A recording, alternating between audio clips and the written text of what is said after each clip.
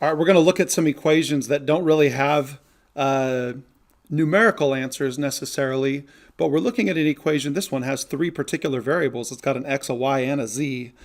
And we're going to follow the same steps, but we are going to end up with an answer that has letters in it. And that's okay, because we just need to be able to show that we understand how to move terms in an equation to isolate a variable. So this particular problem is asking me to solve for z. So I am going to do everything I can to get this z isolated. And the first thing that I see on this side, if I'm trying to isolate z, is I'm going to have to get rid of the 2. So we're going to get rid of this 2 by putting a minus 2 there, and I'm going to put a minus 2 there. Now, this doesn't look real pretty, I understand, and this is the first time we've really seen problems that look like this, that are very confusing. The plus 2 and the minus 2 cancel out, and that leaves me with a 3z. And I always draw a line through my z because I don't want them to look like 2's. And over here, then the question is, gosh, what do we have left? I have xy and a minus 2. You want to know what that is? It's xy minus 2. That's all it is. It's not, there's nothing to combine. These are not like terms. So you can't just combine them up and call it something like negative 2xy or something like that. It's just xy minus 2. And we were trying to isolate z. We're going to get z by itself. The last thing we need to do is divide by the 3, because that's our next step. And when we divide this side by 3, it's got to be the whole side divided by 3. So when we cross the 3 out, my final answer, I'm going to go ahead and put z on the left side, and it equals this stuff right here, xy minus 2 over 3. And that is your answer for z. We're looking at 4 equations here. They all require some different steps. We always want to identify first, what variable are we solving for? This one asked me to solve d equals rt for r. This is the distance formula, and if I want to get r by itself, I need to isolate r. There's no adding or subtracting on this side, but there is multiplying. It says it's, say, r times t. There's a little dot there. If you need to see it, I can put it there. And in order to get rid of multiply by t, we're going to divide both sides by t. So if I divide both sides by t, that's going to get rid of my t. That's the inverse operation. And I'm left only over here with r equals, and it's d over t. Notice we're not looking for a numerical answer. We're just looking for solving for one letter in terms of all the other variables. Now, we usually put the variable we're trying to isolate, kind of standard practice to put it on the left-hand side. So I'm just going to turn this equation around, and r equals d divided by t. Let's come over here to this second problem. We're going to solve it for capital C. And I can get rid of the s, and I'm going to need to get rid of the d. Let's get rid of the d first. There's a d on the bottom. That means it's on the bottom of a fraction. It's dividing, and the inverse operation of divide is to multiply. So we're going to multiply both sides by the d. And when I multiply both sides by d, this cancels out that. And that leaves me with a little d and a big R on that side. And they're multiplied together, so we'll just write it that way, equals. And what I'm over here is capital C and capital S. And now it says to solve for C, that means I got to get rid of the S. So that says C times S. So we will go ahead and divide by capital S, and that will give us our answer. I'm going to turn this around to capital C equals, and it equals exactly what you're looking at. Little d times big R divided by capital S. Let's take a look at this third problem here. If I'm going to solve it for the b, the first thing I got to do is I got to get rid of the 2 from the denominator. I'm going to get b by itself, so my steps are get rid of the 2, and then we'll deal with the top, get rid of the little a. Let's not confuse big A and little a. Those are not like terms. So the first thing that we'll do is we'll multiply by 2, because that's going to get rid of the 2, because this one says divide. So we'll multiply both sides by the 2, and that'll get rid of those, and that'll leave me with 2a on the left, 2a equals, and then these 2's are gone. It just leaves me with a plus b. That's my numerator, just like that. And if I'm going to solve for the b, I'm going to get rid of the little a. I've got to get rid of this. There's nothing to divide by when we're done. That's just 1b. So when I take away the a, the little a, I'll already have b by itself. So I'm going to put the b on the left, and it equals exactly what you see. 2 capital A's minus little a.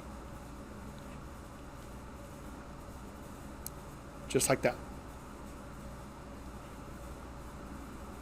It's kind of bugging me that I didn't box that answer right there, so I'll box that right there.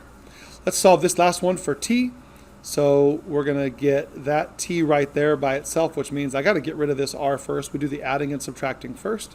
So I'm going to go ahead and add 2r. That's the opposite of minusing 2r. We'll just add 2r to both sides.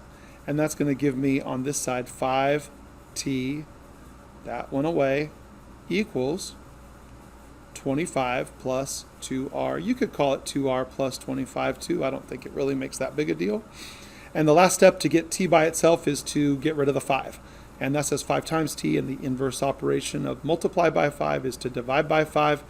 And we're going to go ahead and draw a 5 under all the terms there. When I divide, we got to divide the entire side of the equation. That's going to leave me with t equals 25 plus 2r all over 5. And that's how you solve a multivariable literal equation. Okay, I'm going to show you these two examples, and I got one more for you as well. We're going to solve this equation for y, which means I've got to get this y isolated. So the first thing we're going to do is we're going to get rid of ax. And the opposite of ax is just to take it away, right? There's a positive right there. You just don't see it. It's ax, and the way to do that opposite is to just take it away. Take away an ax. But you got to do it on this side as well.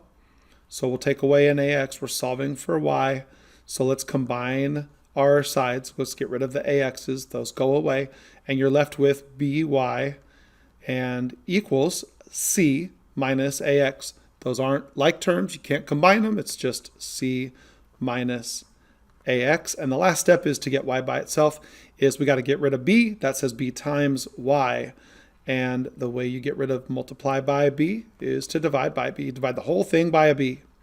And it's okay, we can divide by letters too, and we end up with a final answer of y equals c minus ax over b. And that is how you isolate y. Let's take a look at the one on the right. This is actually the perimeter formula. It's a perimeter for a rectangle. And we're going to get L by itself. But the first thing we're going to have to do is distribute the 2, kind of like solving an equation, even if it had letters. So we have P equals, and we're going to distribute the 2. 2 times L is 2L. I'm going to write it as a cursive L. And then 2 times W is plus 2W. Now, if I'm going to get L by itself, I got to do my adding and subtracting. Okay, that's that term right there, the 2W. So we'll take away 2W on both sides. And what that leaves me with is on the left side, P minus 2W, the perimeter minus 2 times the width equals 2 times the length. That's 2L is all that's left. And let's get L by itself. We're just going to get rid of the 2. And the way we get rid of the 2 is to divide both sides by a 2. Now, you need to resist the idea that maybe you'll be able to reduce those 2's. You cannot, because when there's a 2 on the bottom of a bunch of terms, it's got to be able to divide into everything or nothing at all. So L equals, I'm going to put the L on the left. It's P minus 2W over 2. Hey, one final example in this literal equation section. We're actually going to use some distributive property in this one. And we're going to have to distribute the C here. We're going to have to multiply it through. Let's take a look. We're trying to isolate D. And D is inside these parentheses. Well, you got to get rid of the parentheses first. And the only way to do that is to distribute. So we're going to multiply C times both of those things. So C times D is just CD plus, and C times E, just like you see, CE equals, and on the right side, CE minus 2E. Well, if I'm trying to get the D by itself, we got to look at the adding and subtracting on this side first, and that's this right here. So Our very first example, or our very first step, I'm sorry, is to get rid of this plus CE. So we're going to do the inverse of that, which is minus CE. And I notice I've got a CE term right there. So I'm just going to go ahead and line up, because those are like terms. And you probably could guess that CE, take away CE, is 0. It's nothing. I'm not going to write a 0 because I don't want to confuse things, but it's nothing. And you're left with this right here, minus 2E. On the left side, these CEs go away, and you're left with CD. And our step, we only have one more step. We were trying to get D by itself. So you got to get rid of the C. And the way you do that is to divide both sides by C. So we'll divide that side by C, divide that side by C. You'll be left with a final answer. D equals negative 2E over C. And that's your solution.